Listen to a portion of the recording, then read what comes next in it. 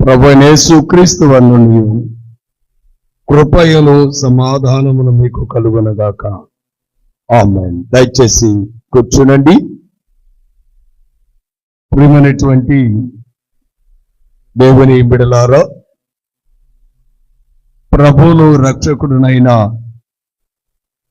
యేసుక్రీస్తు ప్రభువారి నామములో మీ అందరికీ శుభాలు, వందనములు చెల్లిస్తూ ఉన్నాను. దేవుని ఉచితమైన మహాకృపను బట్టి గడిచినటువంటి పరిశుద్ధ దినము నుండి మరొక పరిశుద్ధ దినము వరకు ఆయన తన మహాకృప చేత మనలను గడిచిన కాలమంతను కాపాడిన ప్రభువునకు మనమందరమును కూడా కృతజ్ఞతాస్తుతులు చెల్లించవలసిన వారమై ఉన్నాం. ఆరోహణము తర్వాతి ఆదివారం కోసం ఏర్పాటు చేయబడిన దేవుని లేఖన భాగాన్ని ధ్యానం చేసే ముందు తలలు ఉంచి చిన్న ప్రార్థన చేసుకుందాం. పరిశుద్ధుడా, జీవము కలిగిన మా తండ్రి, మీకు వందనం. ఈ సమయంలో మీ లేఖన భాగము ధ్యానం చేయనే ఉండగా వినగలిగిన చెవులను, గ్రహించగలిగిన మనస్సును మాకు అనుగ్రహించి నా నోటి మాటలు, మా అందరి హృదయ ధ్యానములు మీ దృష్టికి అంగీకారంగా చేసి మహిమ పొందమని యేసు నామములో వేడుకొని ప్రార్థన చేస్తూ ఉన్నాము తండ్రి. ఆమేన్. ప్రియమైనటువంటి దేవుని బిడ్డలారా, ఆరోహణము తర్వాతి ఆదివారం కోసం ఏర్పాటు చేయబడినటువంటి దేవుని లేఖన భాగమును మనము గమనించిన వారమైతే, ఈ లేఖన భాగము ధ్యానించే ముందు గడిచినటువంటి పరిశుద్ధ దినములో క్రైస్తవ విశ్వాసతలో ఉండవలసిన లక్షణం ప్రార్థన అనేటువంటి అంశాన్ని గడిచినటువంటి పరిశుద్ధ దినములో మనము ధ్యానం చేశాం. యేసుక్రీస్తు ప్రభువారి జీవితములో జరిగినటువంటి ఘట్టాలలో ఆయన జననం ఒక అద్భుతమైనటువంటిది. ఆయన చేసిన అద్భుత కార్యాలు గొప్పవిగా మనము చూస్తూ ఉన్నాం.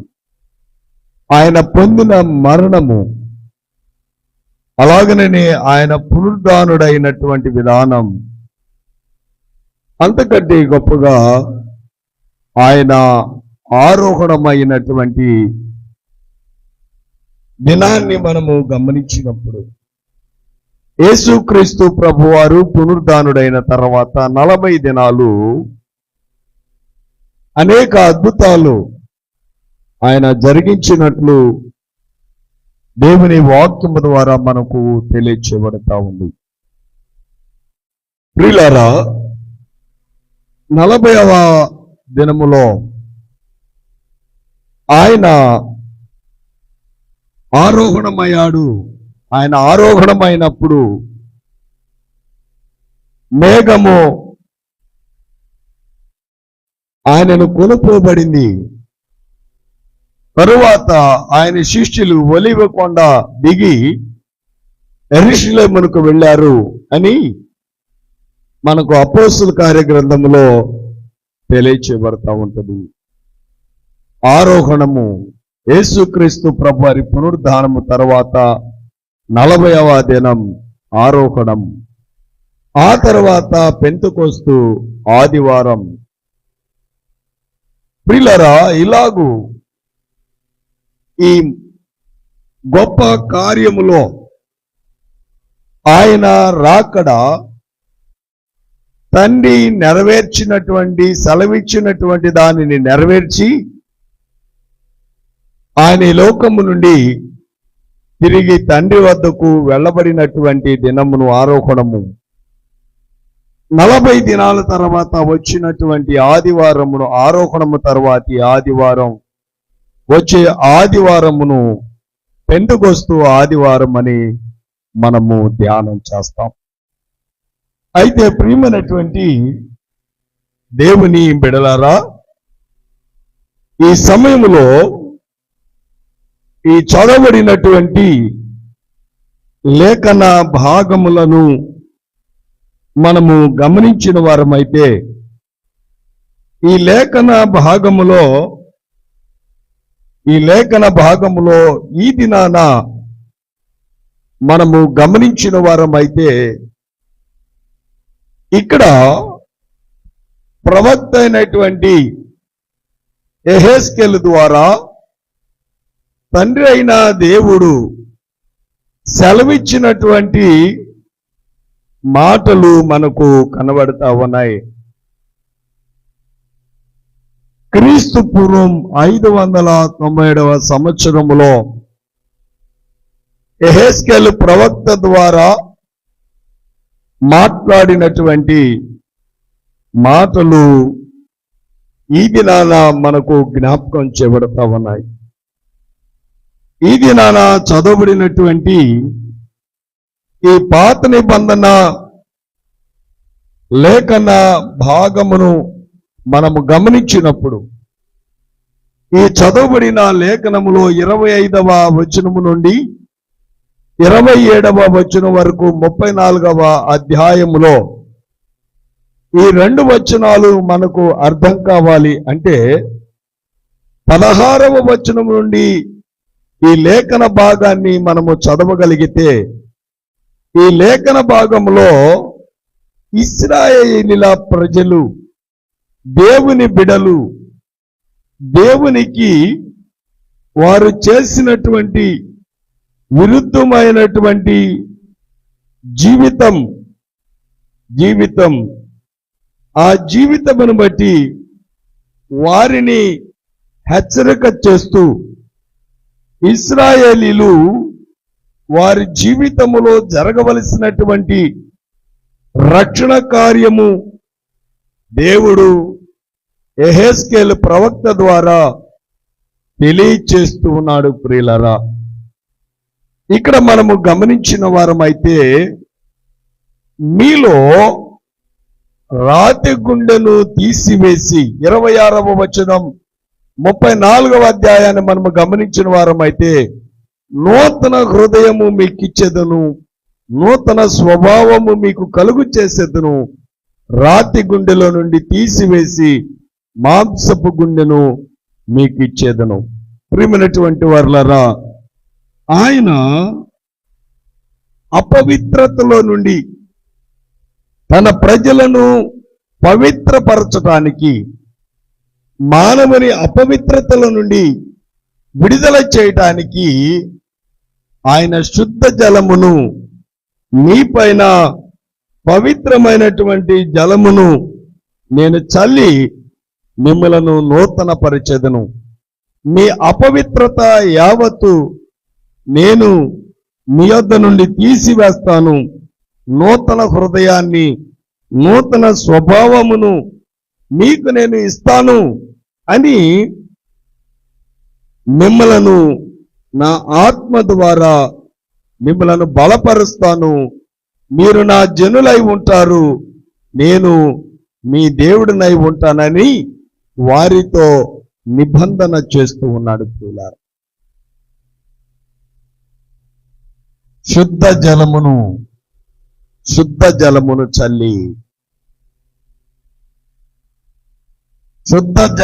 చల్లి మీ అపవిత్రత నుండి మిమ్మలను తొలగిస్తాను. అందుకని వేదాంతులు, గొప్ప దైవజనులు వాళ్ళు మాట్లాడినటువంటి మాటలు అందుకనే మెయిన్ లైన్ చర్చెస్ ఒక్కొక్కరు ఒక్కొక్క విధమైనటువంటి దానిని అనుసరిస్తూ మానవుడు పరిశుద్ధపరచబడటానికి ఎలాగూ ఉండాలో నిర్ణయించినటువంటి వారు ఆలోచన చేశారు. ప్రియులారా, ఆలోచన చేశారు. నేటి దినాలలో మీరు ఎంతమంది వాక్యాన్ని చదివారు? ఇదిగో ఈ చేదు జలము నుండి నేను మీకు మంచి జలాన్ని, నీటిని నేను మీకు అనుగ్రహిస్తాను అని దేవుని వాక్యంలో మనము చూస్తూ ఉన్నాం. నూతనమైన స్వభావం, నూతనమైన ఆలోచన, క్రొత్త జీవితం మనము కలిగి ఉండాలి అని దేవుని వాక్యము ద్వారా మనకు తెలియచేయబడతాయి. పాత నియమ పత్రికా లేఖన భాగములో మనము గమనించిన వారమైతే ఈ పత్రికా లేఖన భాగములో అపోస్తులైనటువంటి పౌలు రోమలో ఉన్న క్రైస్తవ విశ్వాసులను బలపరుచుచు వారి ఎడల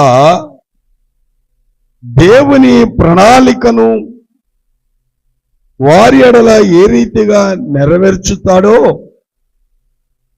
దానిని గురించి వారిని బలపరుచుచు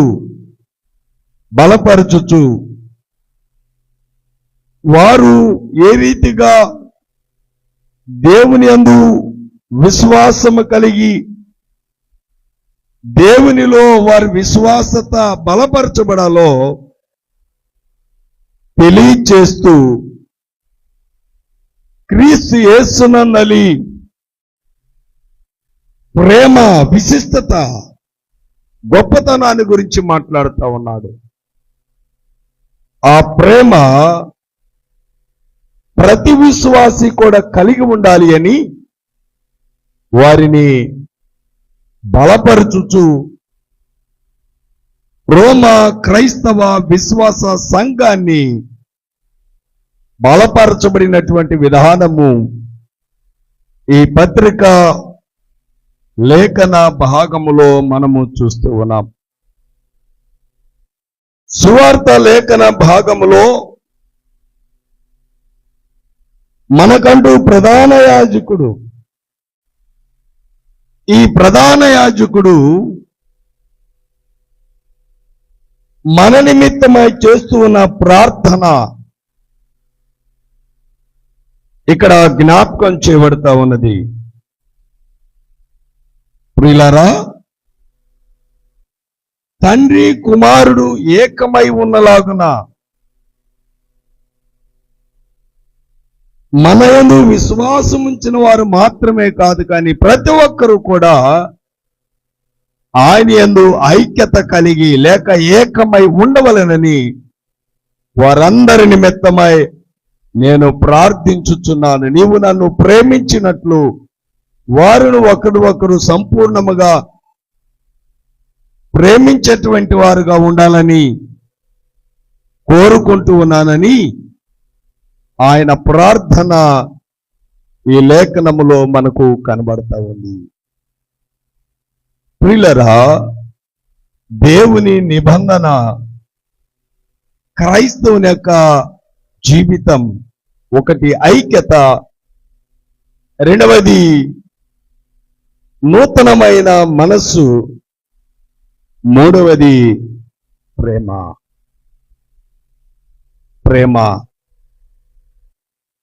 133వ సంకీర్తనలో చెప్తాడు, సహోదరులు ఐక్యత కలిగి ఉండుట ఎంతో మేలు, ఎంతో మనోహరం. దేవుని నిబంధన, దేవునికి వ్యతిరేకమైనటువంటి ఆలోచన కలిగి ఉన్నప్పటికీ, దేవునికి వ్యతిరేకమైనటువంటి స్థితిని కలిగి ఉన్నప్పటికీ వారు దుష్ప్రవర్తన చేత, దుష్క్రియల చేతను దానిని అపవిత్రపరిచిరి.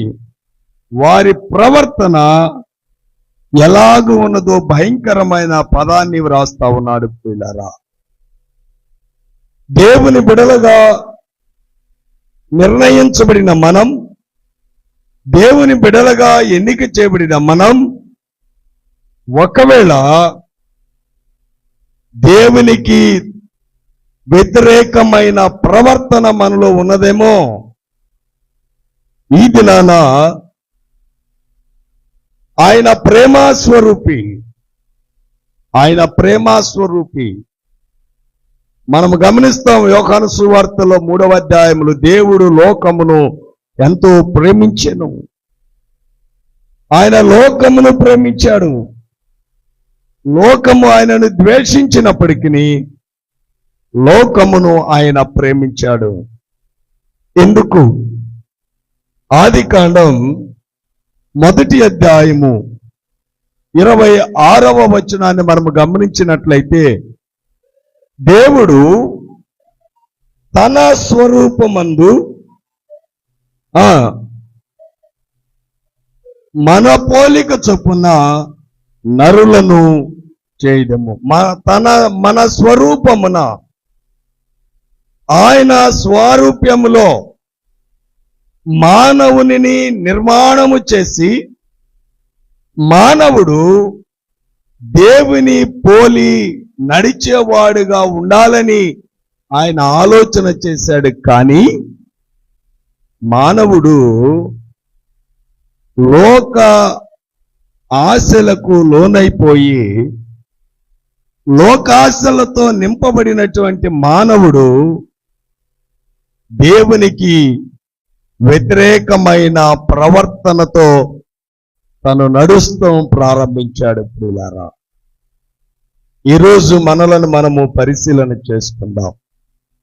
యేసుక్రీస్తు ప్రభువారు మాట్లాడతారు. యేసుక్రీస్తు ప్రభువారు మాట్లాడతారు 14వ అధ్యాయము యోహాను సువార్తలో, నేనే మార్గమును, నేనే సత్యమును, నేనే జీవమును. నేనే మార్గమును. మార్గము, దేవుని మార్గమును తప్పిపోయిన వారులారా, దేవుని నుండి దూరపరచబడిన వారులారా, మీ మార్గములను, మీ క్రియలను చక్కదిద్దుకొని క్రీస్తు స్వారూప్యములోనికి మిమ్మలను మీరు ప్రతిష్ఠించుకుని వారైతే, ఆ క్రీస్తు మార్గములో మీ అపవిత్రత నుండి మీరు దూరపరచబడినటువంటి వారు.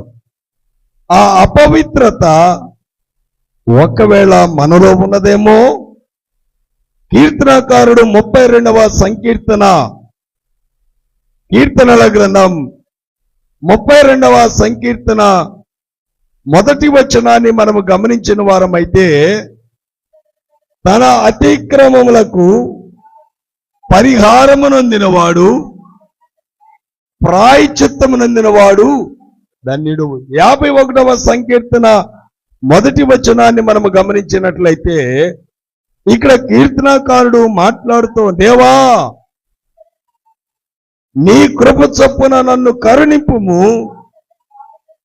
బాహుళ్యము చొప్పున నా అతిక్రమము, నా అపవిత్రత నా నుండి దూరం చేయి, నా నుండి ఈ అపవిత్రత పోవునట్లు నన్ను శుద్ధీకరించుమని దేవుని సన్నిధానములో మనలను మనము పరిశోధన చేసుకునే వారముగా ఉండాలి. ప్రియులారా, యెహెజ్కేలు ప్రవక్త ద్వారా మాట్లాడబడినటువంటి మాటలు ఈ దినాన మనలను మనము పరిశోధన చేసుకోవాలి. ప్రియులారా, సౌలు దేవుని చేత పట్టబడిన తర్వాత దేవుని కోసరం తన సమస్తమును కూడా విడిచిపెట్టాడు. మనము దేవుని వద్దకు వస్తున్నాం, దేవునిని ఆరాధిస్తూ ఉన్నాం, దేవుని వాక్యాన్ని వింటూ ఉన్నాం. మన నడక ఏమైనా మారిందా? 139వ సంకీర్తనలో కీర్తనకారుడు ఏమని మాట్లాడుతూ ఉన్నాడు? కీర్తనల గ్రంథం 139వ సంకీర్తన మనము గమనించినట్లయితే ఇక్కడ కీర్తనకారుడు మాట్లాడుతూ ఉన్నాడు, దేవా యెహోవా, నీవు నన్ను పరిశోధించి తెలుసుకొని ఉన్నావు. నేను కూర్చుండుట లేచుట నీకు తెలియను. నా మనస్సును గ్రహించుచున్నావు. నా నడక ప్రియులారా సమస్తము నీవు ఎరిగి ఉన్నావు. మన నడక ఎలాగ ఉంది అంటే యెహెజ్కేలు ప్రవక్త అంటూ ఉన్నాడు, ఇదిగో వారు నా నామమునకు వ్యతిరేకమైన జీవితాన్ని వారు కలిగి ఉన్నారు, దుష్ప్రవర్తన వారు కలిగి ఉన్నారు. కాబట్టి నా పరిశుద్ధ నామమును వారు అపవిత్రత కలిగి చేసి ఉన్నారు అని యెహెజ్కేలు ప్రవక్త ద్వారా మాట్లాడుతూ, మీ అపవిత్రత పోవునట్లు శుద్ధ జలము, పవిత్ర జలము. ప్రియులారా, ఇక్కడ ఒక మాట నేను మీకు జ్ఞాపకం చేయాలి. బాప్తిజం ఇచ్చేటప్పుడు నీటి ద్వారా పరిశుద్ధపరచబడుతూ ఉన్నాడా, దేవుని వాక్యము ద్వారా పరిశుద్ధపరచబడుతూ ఉన్నాడా? ఏమ్మా, నీటి ద్వారా?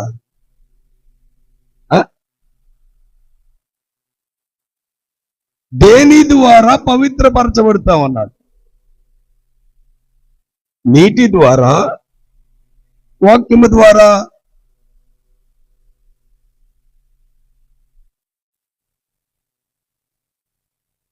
దేని ద్వారా? మీరందరూ వాక్యానికి పండితులు కదా, ఇక్కడ ఒక మాట మాట్లాడతాం, ఆ గేటు దాకా ఇంకొక మాట మాట్లాడతాం, గేటు దాటిన తర్వాత మన ఇష్టం వచ్చినట్టు మాట్లాడతాం. మరి మనలో మార్పేంటి? మిమ్మల్ని బట్టి నా నామము దూషించబడతా ఉంది.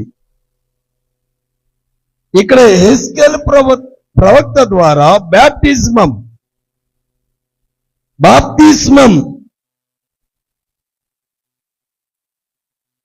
దేవుని స్వారూప్యములోనికి ప్రవేశించడానికి ఒక చిహ్నం,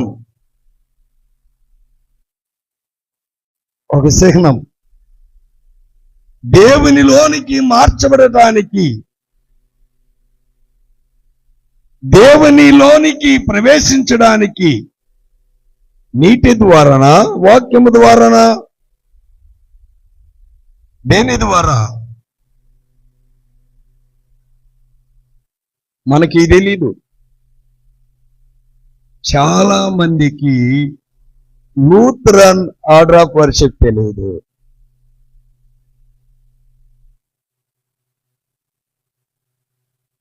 ఎందుకు వస్తున్నావు? ఏదో వాక్యం వింటున్నావు, ఏదో వాక్యం చదువుతున్నావు, ఏదో పాట పాడుతున్నావు, అంతవరకే తెలుసు మనకి. లూథరన్ విశిష్టత ఏం చెప్తుంది అది ఎవరికి తెలియదు. ఎటు దేవాలయానికి వచ్చి వాక్యాన్ని విని వెళ్ళటమే, గట్టిగా అరిసి డీజేలు పెట్టి ఆర్కెస్ట్రాలు పెట్టి. మన ట్రెజరర్కి డెలిగేట్ గారు అయితే 3 సంవత్సరాల నుంచి చెప్తున్నాడు, కీబోర్డు వాయించే వాళ్ళని తెస్తాను రేపు ఆదివారం అన్న అంటాడు. వాళ్ళన్న అయ్యో అవునయ్య అంటాడు. ఈయన అవును అంటా ఉంటాడు, ఆయన తెస్తానే ఉంటాడు.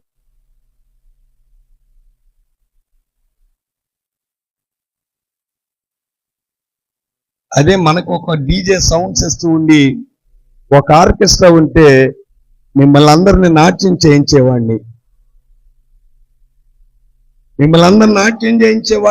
దాంట్లో పెద్ద విశేషమే లేదు నాట్యం చేయించడంలో. అరిసి కాకలేసినంత మాత్రాన ఇది కాదు కావాల్సింది. మరి ఇక్కడ ఇశ్రాయేలీల జనాంగాన్ని యెహెజ్కేలు ప్రవక్త ద్వారా, మరండి అక్కడ అండి ఎక్కడ ఎక్కడ ఏంటి? నేను అడిగిన ప్రశ్నకు ఎవరు సమాధానం చెప్పగలరు? నీటితోనా వాక్యముతోనా?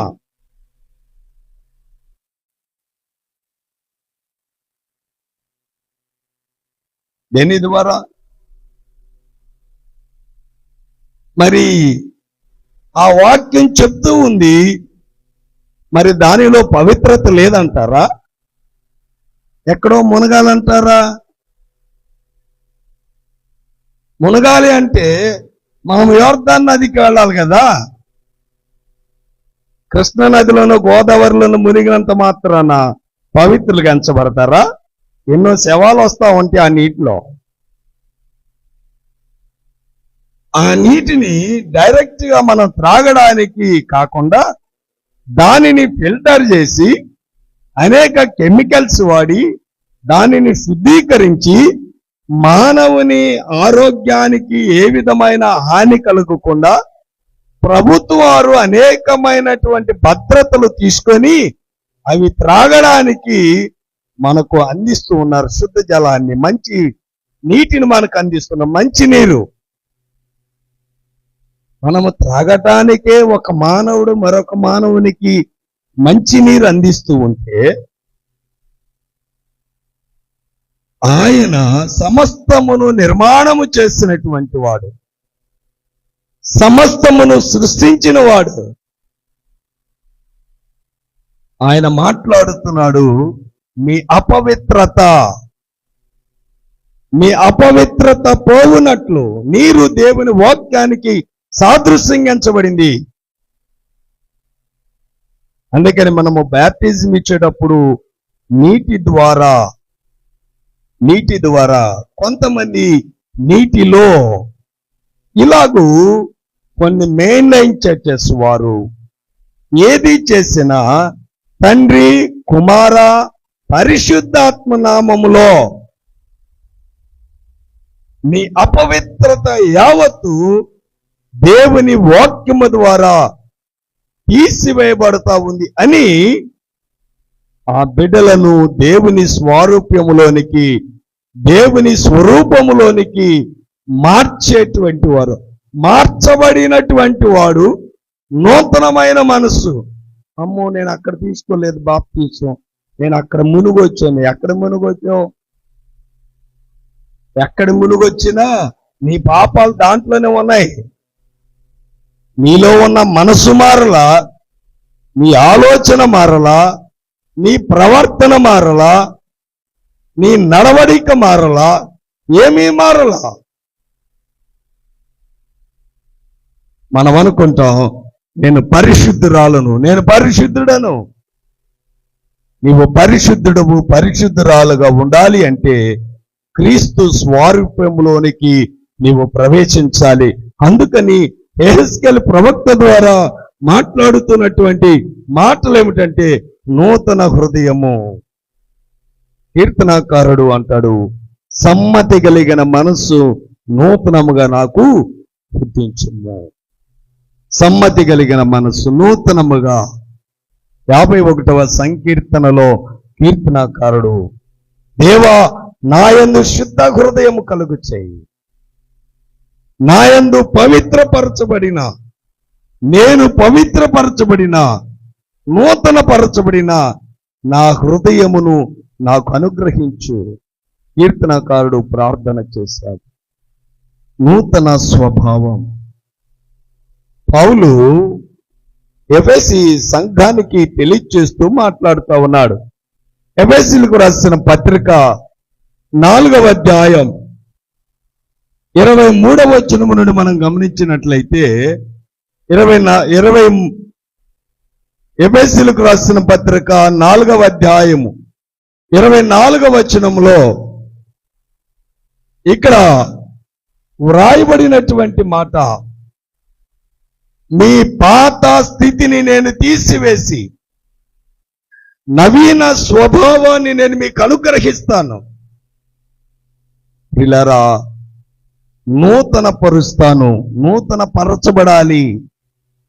నూతన పరచబడాలంటే మన పాత స్థితిని మనము తీసివేసుకొని, పూర్వము నేను దూషకుడును, పూర్వము నేను హింసకుడును, తెలియక నేను అవిశ్వాసం వలన పాపము చేశాను, నా పాపములు పోవునట్లు నన్ను బాగుగా కడుగుము.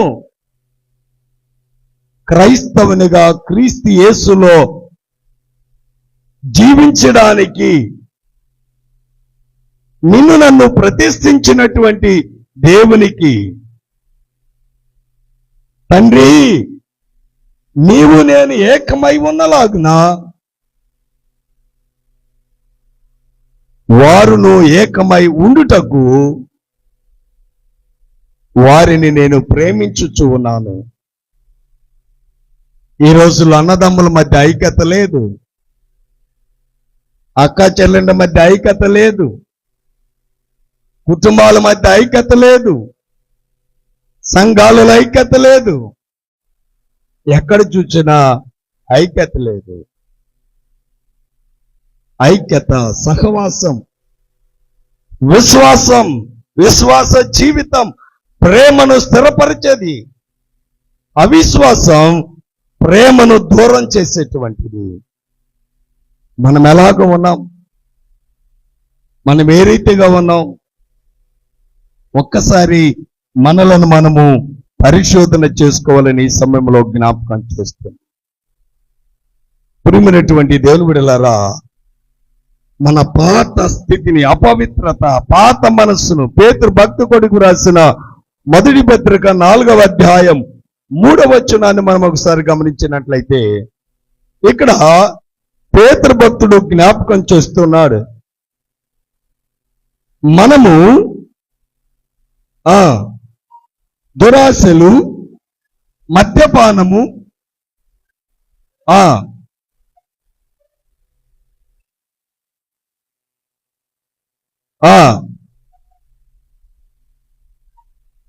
ప్రియమైనటువంటి వారులారా, మనం ఎలాగ ఉన్నామంట.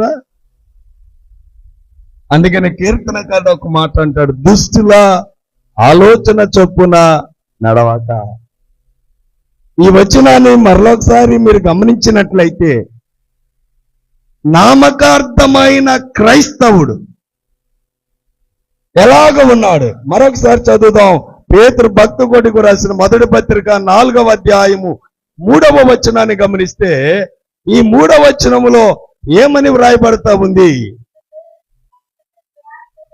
మనము అనగా మనము దేవుని స్వరూప్యములోనికి, దేవుని స్వరూపములోనికి మార్చబడ్డామని పైకి మాట్లాడుకొనుచున్న మనము ఎలాగున్నామంటే, మనము పాత స్వభావమేమో పాతది, పైనేమో యేసుక్రీస్తు ప్రభు వారు అంటారు, పైనేమో గొర్రెలాగున్నాడు, లోపలేమో తోడేలులాగున్నాడు.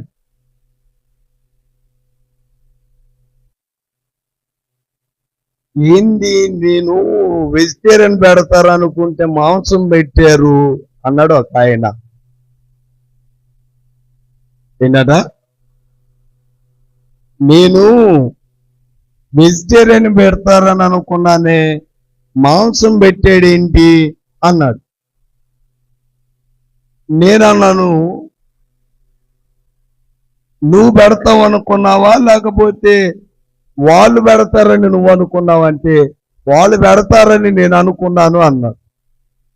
వాళ్ళు పెడతారని నువ్వు అనుకున్నప్పుడు నువ్వే పెట్టచ్చు కదా వెజిటేరియన్ అంటే, డబ్బులు లేవులేండి అని.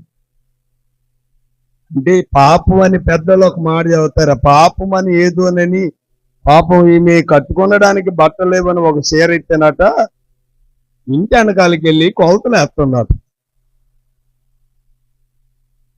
వాళ్ళు ప్రేరేపించబడి హ్యాపీగా తిన్నారు, కడుపు నిండా తిన్నారు. ఇది మర్చిపోయారు. ఏంది వాళ్ళు పెద్దలు పెట్టలేదు, ఏంది అన్నడైన పెద్దలకి ఏదైనా రూపాయి ఇచ్చావా? అసలు ఎంత ఇదిగా బలహీనులుగా మాట్లాడతామో. మీ నాన్న ఇంట్లో చికెన్ తేట్లా, ఈరోజు చికెన్ వచ్చింది, ఎక్కడ భోజనాలకైనా కుటుంబంతో వెళ్దాం. ప్రార్థనకు వచ్చేటప్పుడు నేను ఒక్కదాన్ని వెళ్తా కానీ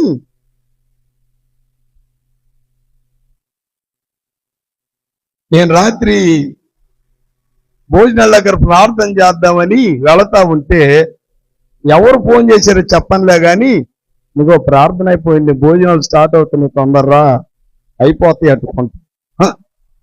నేను వెళ్తానే ఉన్నా, భోజనాలు అయిపోతాయి తొందరరా. చాలా మంది ఉన్నారు. ఆడు చెప్పుంటాడు అక్కడ ప్రార్థన అయిపోయేటప్పటికి నాకు ఫోన్ చేయి. లేరా ఇల్లు వాళ్ళు? ఇటువంటి వాళ్ళు లేరా? ఉన్నారు. పిల్లరా, నామకార్థమైన మార్పు లేని అందుకనే పేతురు భక్తుడు అంటున్నాడు, ఏమని మాట్లాడుతా ఉన్నాడు, మనము పోకిరి శాస్త్రలు, దురాశలు, మద్యపానము, అల్లరితో కూడిన ఆటపాటలు, త్రాగుబోతుల విందులు, చేయదగని విగ్రహ పూజలు మొదలైన వాటి యందు నడుచుకొనుచు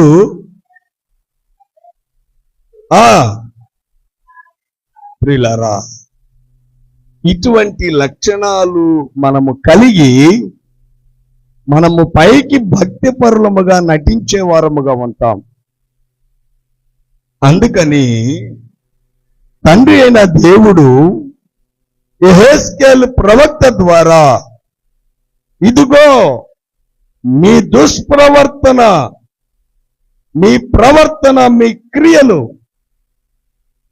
నేను వాటిని బట్టి మిమ్మల్ని శిక్షిస్తాను, జాగ్రత్త. కాబట్టి ఈ ఆరోహణము తర్వాత ఆయన నా పాపముల కోసరం, నన్ను పవిత్రులుగా చేయటం కోసరం తన ప్రాణమును పెట్టి నన్ను పరిశుద్ధపరిచి ఆయన మరణమును జయించి పునరుద్ధానుడై 40 దినాలు అనేకమైన అద్భుతాలు జరిగించి ఆయన ఆరోహణమైన తర్వాత ఇదిగో నేను వెళ్ళిన తర్వాత మీకు సత్య స్వరూపియగు దేవుడు అనగా పరిశుద్ధాత్మ దేవుడు మీ యొద్దకు వచ్చి నేను ఏ ఏ కార్యములు జరిగించానో వాటిని మీ మధ్య జరిగిస్తారు అని శిష్యులతో సెలవిచ్చిన మాట దేవుని వాక్యములో మనకు కనబడతా ఉంది. ప్రియమైనటువంటి దేవుని బిడ్డలారా, వీటిని నీవు నేను విడిచిపెట్టి మనము ఎలాగ ఉండాలి? క్రీస్తు స్వారూప్యములోనికి, క్రీస్తు రూపములోనికి ప్రవేశించిన మనం మనకున్న ఈ అలవాట్లను మనము మార్చగలుగుతున్నామా? విశ్వాసులు ఏమిటిలే, సేవకులు కూడా తాగుబోతులు ఉన్నారు. సేవకులు కూడా తాగుబోతులు ఉన్నారు. పెద్ద విషయం ఏముంది? సేవకులు కూడా వడ్డీలకి ఇచ్చేవాళ్ళు ఉన్నారు.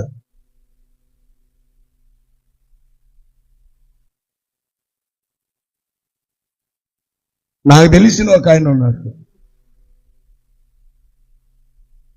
ఏరా ఎలాగున్నావు, ఏంటి సంగతి అన్నా? అంతేం బాగలేదన్నా, ఏదో అట్టట బ్రతుకుతున్నావు అన్నా అన్నాడు. సరే, ఒకసారి వాళ్ళ ఇంట్లో ప్రార్థన అయితే ఆ ప్రార్థనకి చాలా మంది సేవకులు వెళ్ళాం. వడ్డీకి డబ్బులు తీసుకున్నవాడు వచ్చాడు.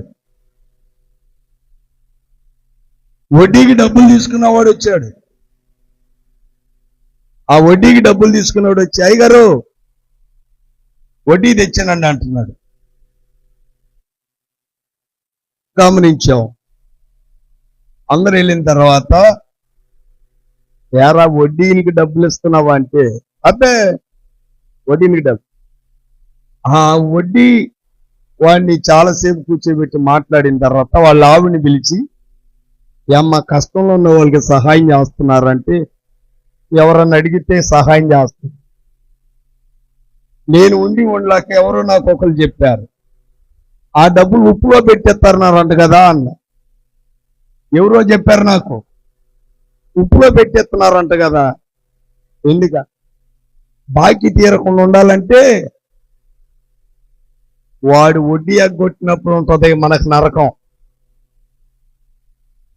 వీళ్ళారా, ఎవరు వీరు దేవుని బిడ్డలుగా మీరు 15వ సంకీర్తన మీరు తర్వాత చదివితే అర్థమవుతుంది.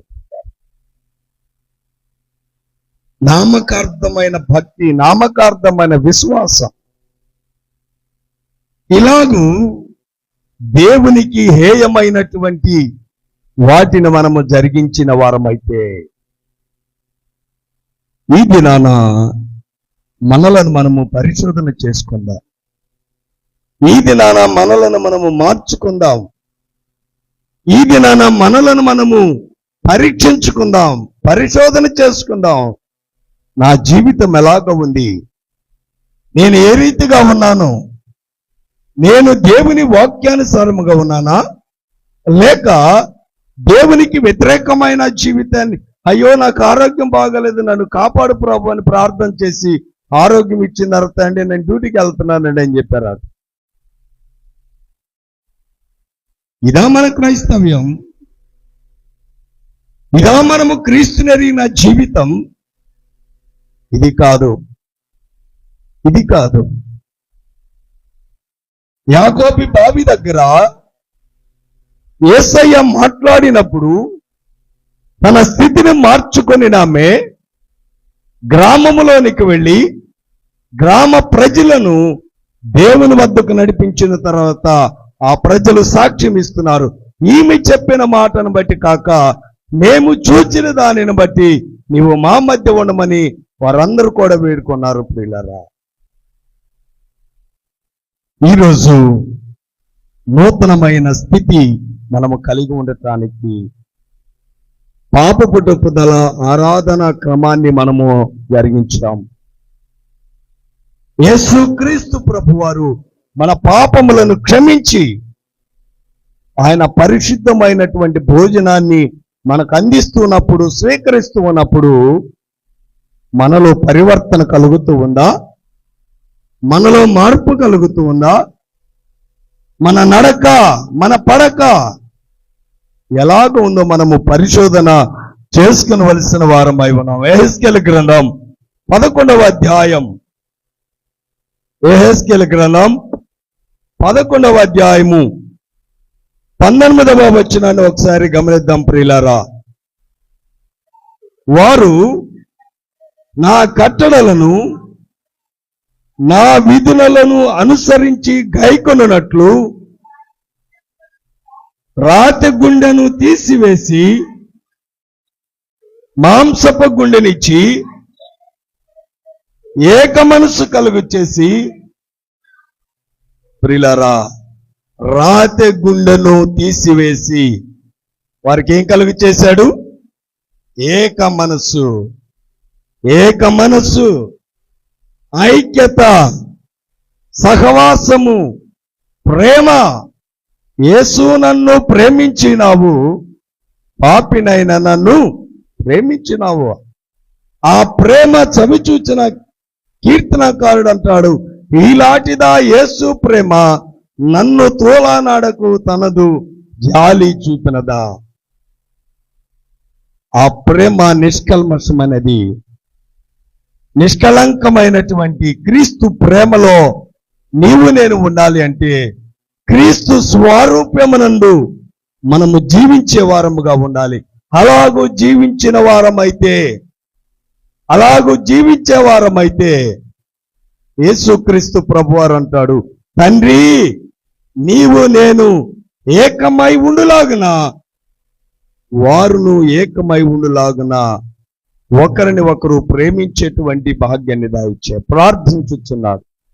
మన ప్రార్థన ఎలాగా ఉంది?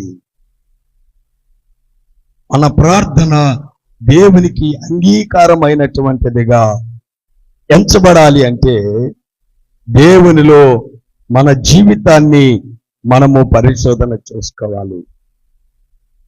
క్రీస్తు రూపంలోనికి మనము ప్రవేశిస్తే మనలో ఉన్న అపవిత్రత పోయి మనం ఎలాగ ఉంటాం?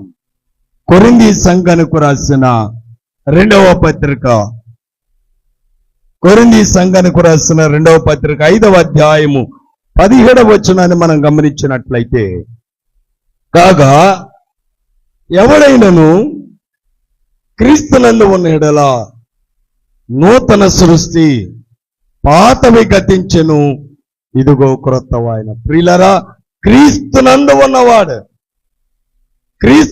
ఉన్నవాడు నూతన సృష్టి, పాతవి గతించెను, ఇదిగో సమస్తమును క్రొత్తవాయను. కాబట్టి ప్రియులారా, ఆయన మనలను పిలుస్తూ ఉన్నాడు. శుద్ధ జలమును చల్లి నేను వారి అపవిత్రత పోవునట్లు వారిని నేను పిలిచి ఉన్నాను.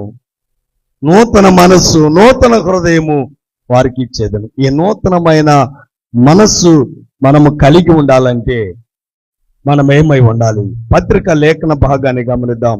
రోమిలకు రాసిన పత్రిక 8వ అధ్యాయం, రోమిలకు రాసిన పత్రిక 8వ అధ్యాయం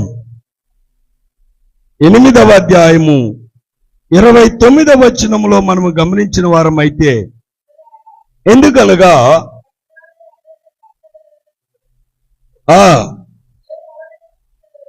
ఎరిగెను గలవారొకటకు వారిని ముందుగా నిర్ణయించిన కుమారునితో సారూప్యము గలవారొకటకు, క్రీస్తులో జీవించుటకు వారిని ముందుగానే నిర్ణయించెను. వారు ఎలాగ ఉన్నారు? క్రీస్తు స్వారూప్యము కలిగిన వారు ఏ రీతిగా ఉన్నారు? వారు అంటున్నారు, 35వ వచనాన్ని గమనించినట్లయితే, క్రీస్తు ప్రేమ నుండి ఎడబాపు వాడెవడు? శ్రమైనను, బాధైనను, హింసైనను, కరువైనను, వస్త్రహీనతైనను, ఉపద్రవమైనను, ఖడ్గమైనను మనలను ఎడబాపునా?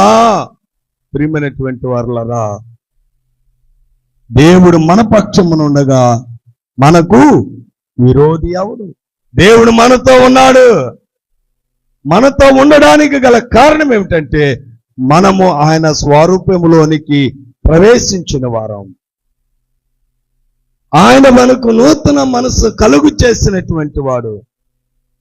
నూతన హృదయాన్ని ఎవడు నా స్వరమును వింటాడో, నేను హృదయం అనే తలుపు దగ్గర నిలువబడి తట్టుచున్నాను.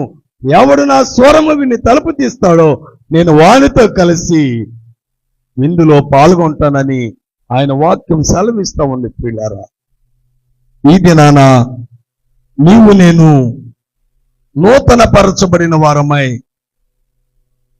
క్రీస్తు స్వారూప్యములోనికి ప్రవేశించిన వారై దేవుని ప్రేమ విశిష్టతను ఎరిగిన వారమై దేవునితో ఐక్యత కలిగి పరిపూర్ణమైన విశ్వాస జీవితంలో మనము జీవించాలని ఈ దిన లేఖన భాగము మనకు తెలియచేయబడతా ఉంది.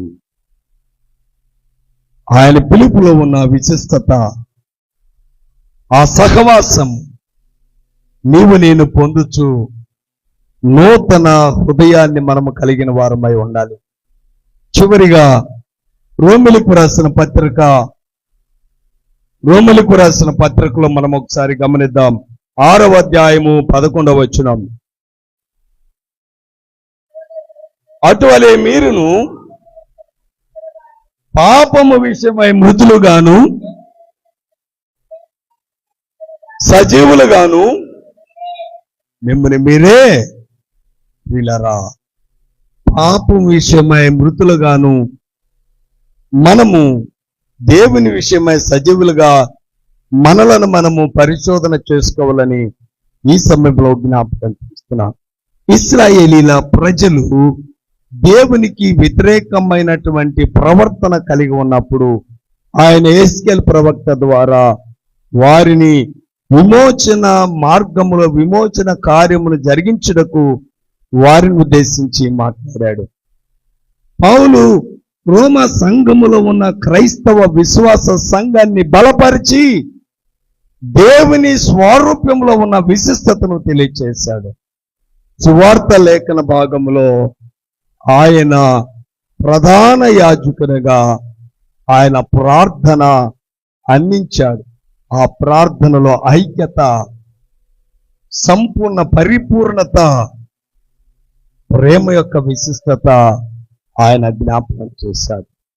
ఈ దినాన ఆరోహణము తర్వాతి ఈ ఆదివారములో నీవు నేను దేవుని చిత్తమునకు లోబడి క్రీస్తు స్వరూప్యములో నూతనమైన మనసును కలిగి నిన్ను వలె నీ పొరుగు వారిని ప్రేమించేటువంటి జీవితాలు మనము కలిగి ఇతరులను దేవుని వద్దకు నడిపించే సాధనములుగా జీవించడానికి పరిశుద్ధాత్మ దేవుని కృప సదాకాలము మనందరికి తోడుగా ఉండి బలపరుచునుగాక. ఆమేన్. సమస్త జ్ఞానమునకు మించిన దేవుని సమాధానం యేసుక్రీస్తు వలన మీకు మీ తలంపులకును మీ హృదయములకు కావులు ఉండి నడిపించునుగాక. ఆమేన్.